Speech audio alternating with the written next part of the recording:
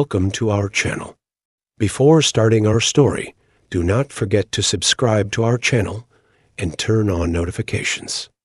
They say children are the greatest source of happiness in the world. Yes, indeed they are. Their joy and happiness are like an invaluable treasure for families. However, unfortunately, some families cannot experience this happiness or struggle to do so. Understanding this reality fully may not be possible, but it is important to know this. Like everything else in life, having children is also a decree of God and a test. There is ease after every difficulty, and every dark night surely has a morning. Now, let me tell you about a strange incident that happened to me. I am an artist and a photographer.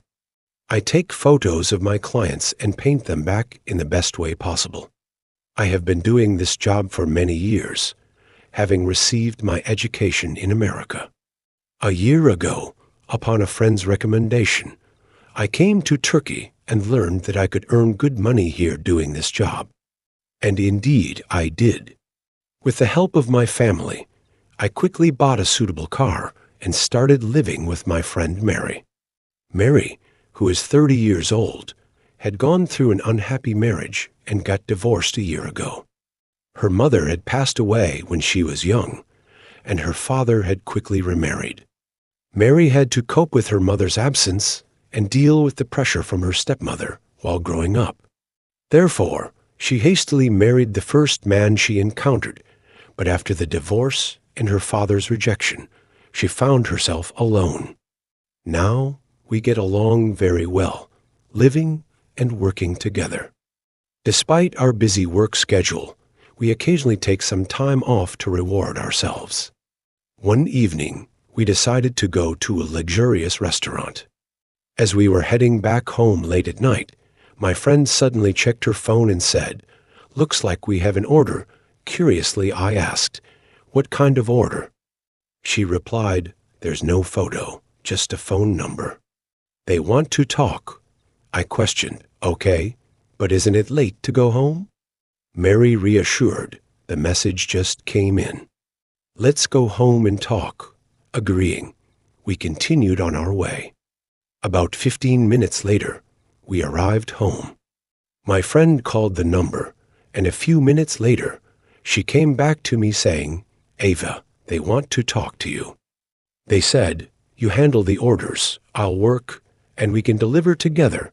Taking the phone, I said, "Hello, I'm listening." The person on the other end said, "Hello, sorry for disturbing you at this hour, but I came across your work online and really liked it. I just have one request. I want you to come and take a photo of us at home and stay here to work. Is that possible?"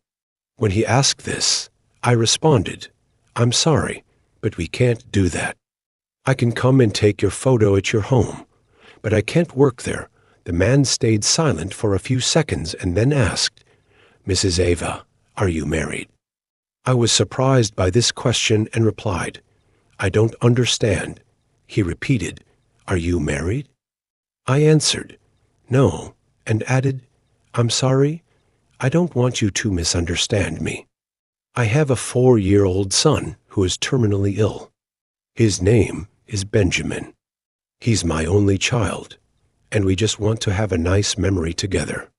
Please," I could sense his voice trembling as he said, "please send me the address.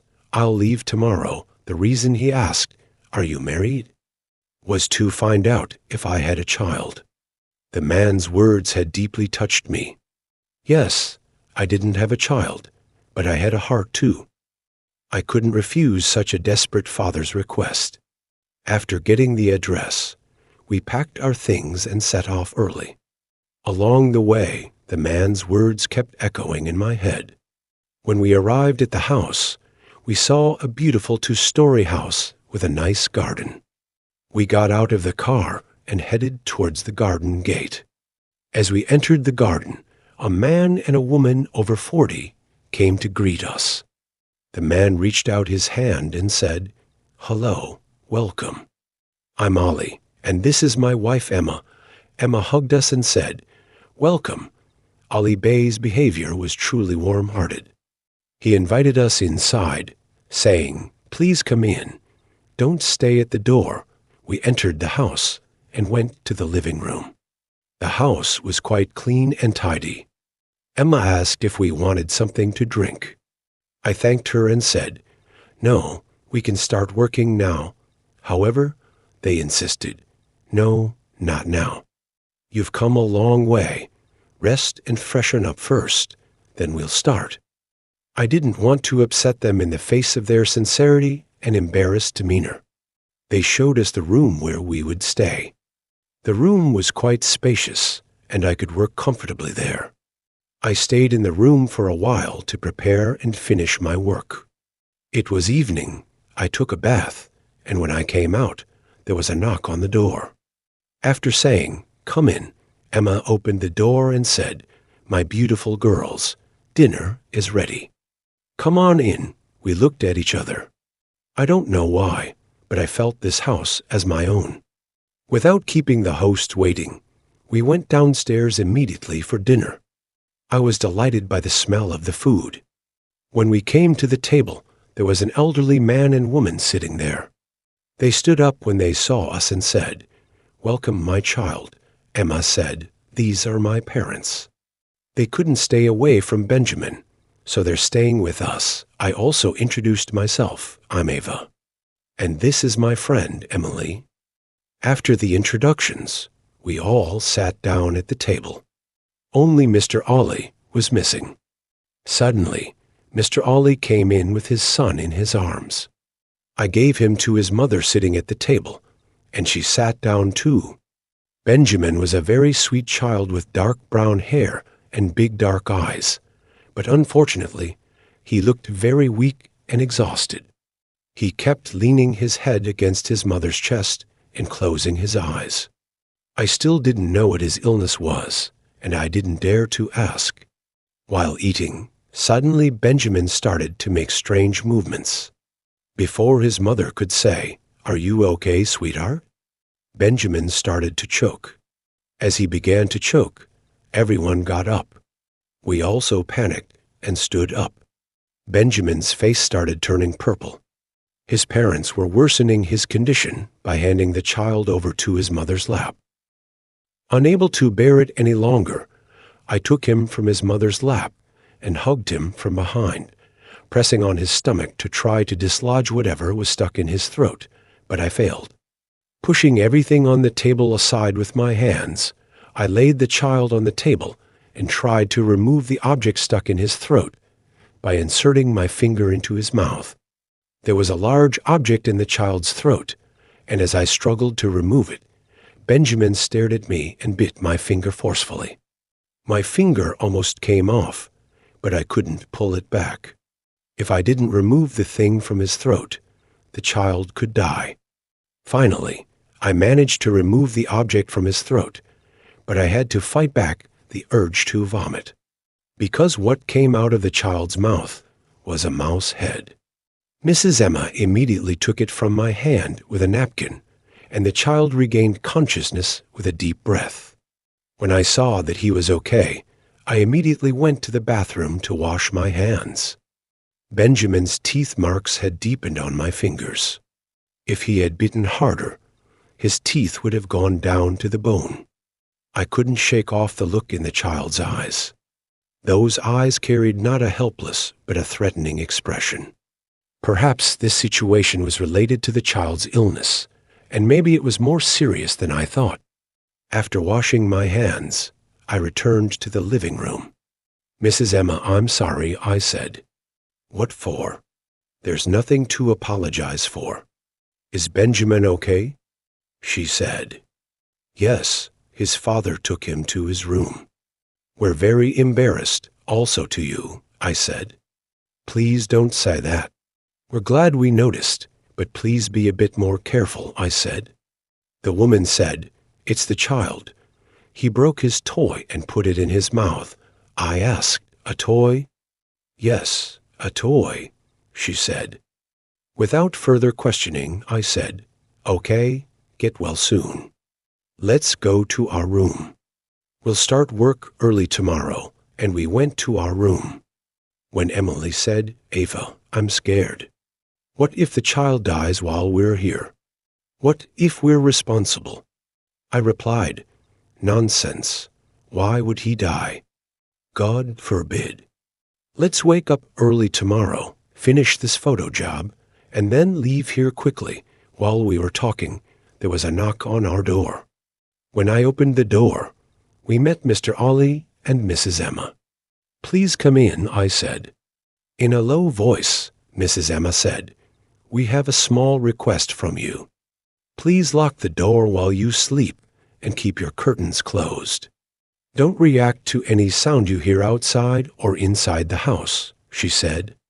When I wanted to ask why, she took my hands and looked into my eyes, saying, "Please." I said, "Okay, don't worry," and closed and locked the door to the room. When Emily said, "Is this a joke? What sound could we possibly hear?" I replied, "I don't know. Let's just go to sleep. It's late. Although we got into bed, neither of us could sleep." After a while trying to fall asleep, Emily asked, "Are you asleep?" "No, I'm trying to sleep." "You should too. We have a lot of work in the morning," I said. When she said, "I'm scared," I said, "Don't be afraid. I'm here." When I tried to hold her hand, I noticed that her hands were ice cold. "Why are your hands so cold? Are you cold?" I asked, but she didn't respond. I held her hand. Her hands were really cold, and they were starting to make me cold too. "Are you okay? Do you need anything?" I asked, and she started trembling. She was trembling so much that the bed was shaking. The room was very dark because the curtains were closed. Even though I wanted to get up and turn on the light, she wouldn't let go of my arm. Emily started choking and struggling to breathe. "Emily, let go of my arm so I can help you," I said, but she wouldn't let go. I managed to free my hand forcibly to turn on the light. When I returned, she was quietly sleeping as if she were resting. I went to her and said, "Emily, are you okay?" She replied with sleepy eyes half opened, "What happened?" I said, "Nothing. Go back to sleep," glanced around, and turned off the light. I don't know when I fell asleep, but I had very strange dreams. I kept waking up and trying to fall asleep again throughout the night. So, when I heard the alarm ringing early in the morning, I sat up in bed, turned off the alarm, got up, and opened the curtains. Then I went to the bathroom, and when I came out, Emily was awake too. We got ready quickly and went downstairs, where the family was waiting for us at the breakfast table. As we approached the table, the incident from yesterday flashed before my eyes for a moment. Without wasting time, we had our breakfast, and then I said, "You guys get ready, and we'll prepare for the photo shoot." We got ready within half an hour and moved to the living room. The family looked quite elegant. Benjamin was wearing a white suit, his hair neatly combed, sitting between his parents. After taking a few photos, I said, "Would you like to take a look?" "Of course," they said. The family looked at the photo and became a little emotional, hugging each other. When they said, "It's beautiful," I said, "Okay, then I'll get started right away," and went to my room. I worked non-stop until noon. When they called for lunch, I had no appetite. I told Emily, "You go ahead. I'm not hungry." After she left, I continued working while playing some music I liked. Before the music even finished, Emily came in and headed to the bathroom. She started vomiting. I immediately went to her, asking what happened, but I couldn't speak. After washing her face and hands, she regained her composure and told me what had happened. I left the room and went to the living room, but no one was there. I thought maybe they were in the kitchen, so I went there to help. When I entered the kitchen, I couldn't believe my eyes. The kitchen was filled with bloody animal carcasses and moldy bread. The old woman, stirring the disgustingly smelling concoction in the pot, looked at me and started laughing hysterically.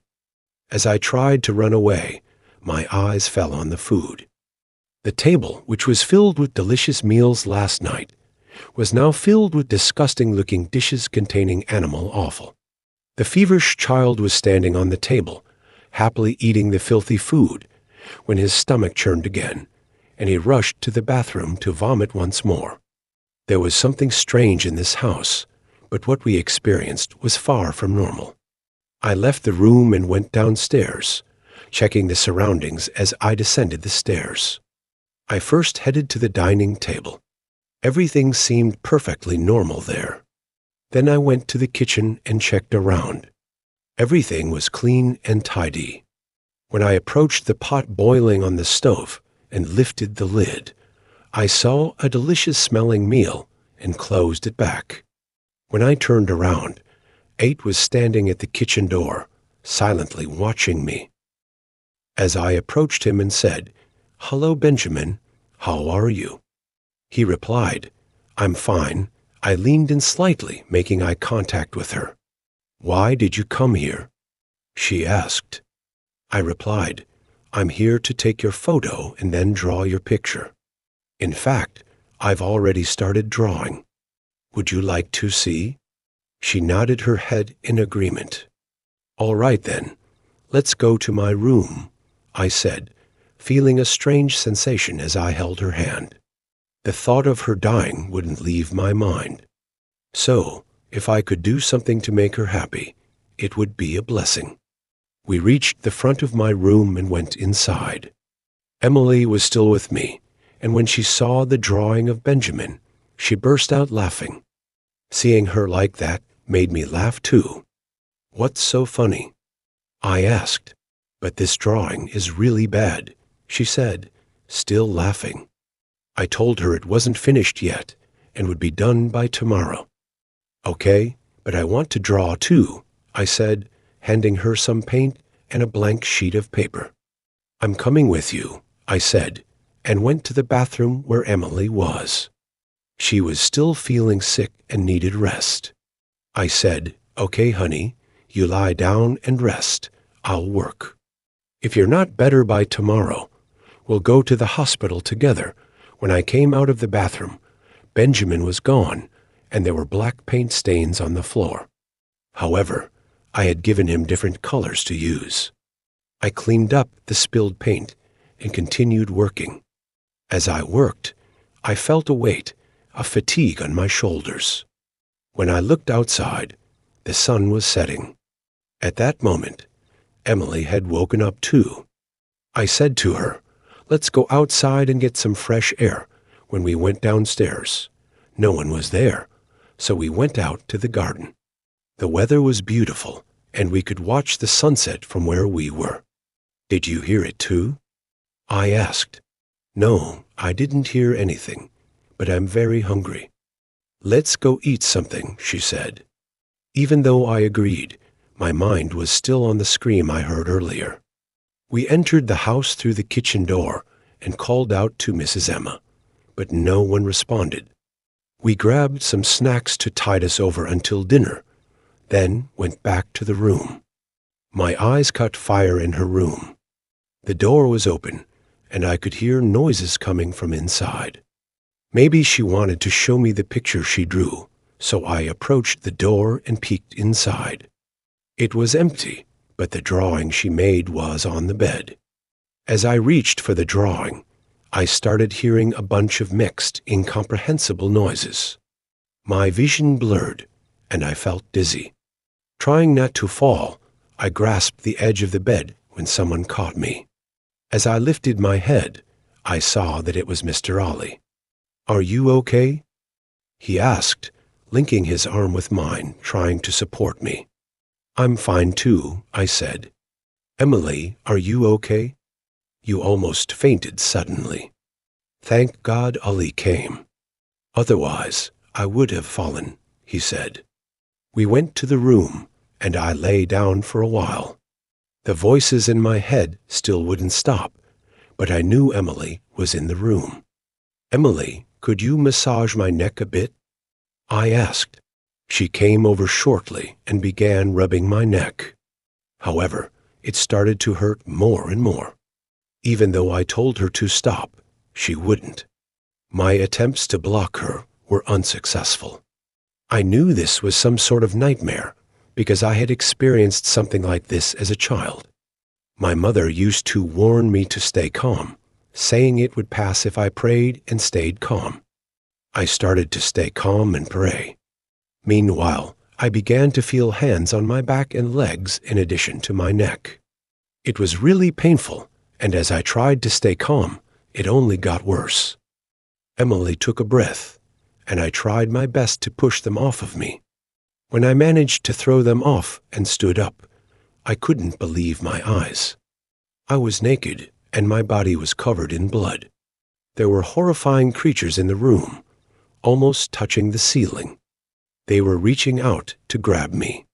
Without thinking, I threw myself out of the window to get rid of them, and I woke up in bed like crazy. My heart was pounding as if it would burst, and I was out of breath.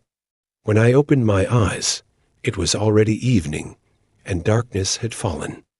I got out of bed and turned on the lights, calling for Emily, but got no response. When I entered the living room, everyone was eating, and no one moved when they saw me. "Sorry, I fell asleep," I said. I thought Emily forgot to wake me up. I sat down at the table, and there was a sadness on everyone's face. When I ate a bit of the food, I noticed a strange taste. But I didn't show it. When I asked if everything was okay, no one answered. I looked at Emily's face. She had her head down, playing with her food. "Bon appetit," I said, attempting to get up, but the jumbled voices in my head started again. My vision blurred. I felt dizzy, and I had to sit back down. When I lifted my head, everyone had gathered around me, laughing as if mocking me, spinning around my head. My body was numb, my heart felt constricted, and I was in pain. Strange noises echoed through the house, and it felt like the house was shaking. At that moment, I heard Emily's screams, "Help, help." She cried out. It felt like I was in a nightmare, a horrifying and terrifying nightmare. I was struggling to wake up from it. Suddenly, I opened my eyes again in my bed. I got up from bed and went to the bathroom, splashing water on my face, but I still struggled to breathe. I opened the window to get some air, but then Mrs. Emma's words came to my mind. Keep the curtains closed at night. I had never asked why, so I was unaware of the danger that awaited me. After getting some fresh air and calming down, I closed the windows, drew the curtains again, turned off the light, and tried to lie back in bed, but I felt someone pass in front of me in the darkness, and I froze in place. "Emily, is that you?" I called out. At that moment, I heard a sound, as if someone was groaning in hunger, making strange noises. I reached out again to turn on the light, and when I did, I checked my surroundings, but no one was there. I was losing my mind. I wanted to finish this and leave first thing in the morning. I didn't turn off the light. Instead, I thought it would be best to get a glass of water for myself and deal with it until morning. As I left the room and entered the kitchen, I noticed something at the kitchen window. It seemed like someone was outside, but I didn't pay much attention. Strange incidents had been haunting me since I arrived here, so I hurriedly walked towards the stairs, but I heard footsteps behind me. I quickly turned around to look behind me, but there was no one. I climbed the stairs quickly and reached the front of the room. I could hear voices coming from inside. Emily was talking to someone. She had her face turned towards the wall as if someone were there, but I could hear what she was saying, yet I couldn't understand it. He was saying words that I couldn't understand in mixed sentences. I entered the room and closed the door, left the water in my hand on the comedy table next to the bed, and went to Emily. I gently held her shoulders and helped her to sit on the bed. Emily was still asleep. Her eyes were closed. I put him to bed, covered him up, said a few prayers, and went back to work. I was working as fast as I could, but I could neither complete my work nor pass the time. Thinking that maybe I was feeling this way because I was constantly looking at the clock, I took off my watch and put it aside and focused on my work. After working for a long time, I finally came to the conclusion. I looked at the picture from a distance. It was really great. When I drank some of the water I brought from the kitchen and took the brush in my hand again, I felt that there was something crooked in the picture. Just now, I was sure that wasn't the case. While I was trying to take my phone and take a photo of the picture I drew, the front camera was turned on. At that moment, I got startled and dropped the phone. Because on the camera, I saw Emily right behind me. Emily was standing almost one step away from me, watching me loudly. "Girl, are you Emily? Why are you standing behind me silently? You scared me," I said, but she just stood there without reacting, looking into my eyes. "I'll get back to work. The faster I do it, the sooner we can be together, right?" When I turned around, I said, "Why didn't you listen to him?" She said, "I didn't understand either. Who didn't I listen to?" When I said, "Why did you open the window? Why did you go out of the room?" She said. While I was trying to answer, he said, "You are responsible for this. You endangered our lives, you destroyed us, and took out the huge knife he had hidden behind his back and cut his own throat. The blood flowing from his throat covered his entire body within seconds. Even a few drops of that blood touched me." I was confused about what to do at that moment. While I was watching with fearful eyes, she was literally enjoying what she was doing. After cutting his throat, he threw the bloody knife on the ground and left. My tongue and palate were dry in the face of what I had experienced. I could not move or speak a single word out of fear. But thinking that this was also a dream, I tried to act as if it had never happened. I approached the bed and sat down slowly, taking a deep breath and just praying, "Oh God, help me." After a few seconds, I gathered myself, even though it was difficult, stood up and finished the painting by putting the final touches on it. While I was trying to leave the room to collect my belongings and put them in the car, I heard a voice from behind. It was Emily's voice. He looked like he had just woken up and was in a dazed mood. "What happened to me? Are we leaving?" When he said, I said, "Yes, come on, get up." He was confused. Just now, I was sure that I was alone in the room. It was still dark, but I didn't have time to stay here. As I was putting my belongings in the car and returning, I heard Emily's voice. "Ava," she was shouting. I ran home. Emily was getting dressed when I quickly ran up the stairs and entered the room. I asked him, "What happened? Why did you shout?" When I said, "I didn't shout," she said. I was now on the verge of going crazy. "Emily, get ready quickly. Let's get out of here," I said angrily. Just then, the door to our room slammed shut and scary sounds started coming from outside. It was as if the apocalypse was breaking out outside. Even though Emily wanted to open the door, she couldn't. The door was locked. No matter how hard we tried, we couldn't open the door. Emily immediately headed towards the window, saying, "Maybe we can get out through the window." However, as soon as she pulled the curtains, she screamed and retreated. When I asked her what she saw, she said, "There are scary creatures outside. Don't go out." She started crying. I said, "Don't be ridiculous. Pull yourself together. If we don't get out of here, we will die. We have to go no matter what." I forced the door again. This time, I held the handle to open the door, and we left the room and quickly headed towards the stairs. At the bottom of the stairs were tall, black scary beings whose eyes glowed in the darkness. Emily was holding my arm and saying, "Ava, what are these? I'm so scared. Please let's go." While I was reciting the prayers I knew over and over again, we heard a voice behind us. It was like a lullaby of sorts. The sound was coming from the fire room. Emily, we walked slowly to the front of the room, embracing each other. When we entered the room, we couldn't believe our eyes. A being with long hair, standing at the end of the stairs, similar to those beings, but larger and scarier than them, was holding Benjamin in his arms, shaking him and singing. He suddenly stopped and turned back to look at us. When he saw us, he put his finger to his lips and signaled us to be loud. While he was doing this, we even forgot to breathe. The woman's face looked so scary that we were even more confused about how to react out of fear. Suddenly, Emily said, "Look at Ava," she said.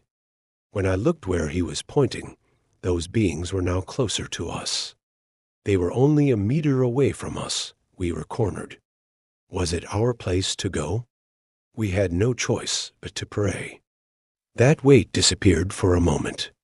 I said, "Come on, Deep, let's run away," and we ran towards the stairs. While he was going down the stairs quickly, he tripped and fell down the stairs. I saw that he had fainted. Even though I wanted to lift it and carry it, it was like not even moving it. I couldn't leave him here. Even if he was dead, I would take him away from here. I grabbed his arms and dragged him towards the door. All hell has literally begun to break loose in the house. The cries for help from Miss Emma, Mr. Ollie, that old woman, and the old man were literally shaking the house. I could also hear Benjamin's voice among those voices. I took the skin out first, thinking maybe I could at least save it. It was almost getting light. When I re-entered the house and entered his room to save Benjamin, he was lying on his bed of fire. I don't know why, but a voice inside me was telling me that I should open the curtains. I quickly went and opened the curtains. As soon as the light entered the room, a very strong smell appeared in the room. I had to cover my nose and mouth with my arm. When I turned back and looked at the fire, I couldn't believe my eyes. That sweet child who had just been sleeping in his bed was gone and was replaced by a horrible rotten corpse. On the bed was the paper I gave him to paint on. I wanted to look when I entered this room before, but it didn't happen. When I took the paper in my hand and looked at it, I couldn't control my tears. In the picture, I drew ourselves and I on our hands with red paint. A little further away, on top of a grave painted in black, was the creature with the black, scary face that I had just seen in this room. I put the paper back and left the room. There were still questions in my mind that I couldn't find answers to. Where did everyone in the house go while we were experiencing this? Why did they make us experience this? I couldn't leave without asking for your account. When I entered Miss Emma's room in anger, I saw them in their beds with their eyes open. They were dead. When I saw them like that, I turned around as if my mind was shot. However, their corpse did not look rotten and terrible like Benjamin's corpse. When I touched Miss Emma's hand, I felt that there was still some warmth. Mr. Ollie was just like him. Miss Emma had a note on her that said to Ava. This was a note written to me. I took the note, moved to a corner of the room, and started reading. The note said, "Hi, Ava, probably, when you read this letter, we will not be alive. Without further ado, I want to tell you everything as it is. Since the day we got married, we have always dreamed of having a child. However, this dream did not come true for a long time. A healthy, good child is the desire of every parent. Even though it was years later, thank God we had a son. With his arrival, our life became better. We felt like all our troubles were left behind. After we had our son, our family ties became even stronger. Our relatives, close friends, in short, Everyone who loved us would either visit us or invite us as guests almost every day. This situation continued until my son was 2 years old. Not a single day was bad until that damn day. One day, when we woke up in the morning, my son was burning with fever. We immediately took him to the doctor, but the doctor said it was just a cold and gave him some medicine and sent him back home. However, my son got worse after that day. There was no doctor left that we did not see, but no one could tell about my son's illness. We were helplessly watching our son disappear. When we woke up one morning, unfortunately, we found my son's lifeless body. Even though days, weeks, and months passed, we could not get used to our son's absence. After my son's death, as every day, while I was spending time in my son's bedroom, I found a very strange thing among the toys, an amulet-like object wrapped in a dirty cloth. When I opened it immediately and looked at it, I couldn't believe my eyes. There was a photo of my son inside. Something was written in Arabic on the back of the photo, and the photo was pierced with a needle. I knew immediately that it was a spell. I called my mother and told her what happened, and she took me to someone who understood these things. Hadia said, "Daughter, a death spell has been cast on your child. Of course, some of this spell remains, and the rest must be found and broken. Otherwise, you will lose your child." When he said she, I had a hard time not losing my mind. Maybe if I had found this amulet before, my son would be alive now. We could never find out which murderer had the courage to kill my innocent child who did this evil to us. After learning this situation, we were even more devastated. Even though this torture continued like this for a while, we could not stand it any longer and followed the devil. We made a deal with the devil and told him to give us my son's soul and body, and we would give him whatever he wanted in return. We didn't think the consequences would be like this. The first few days when our son came back to us were great. We were living the last happy days of our lives. This torture has become unbearable now.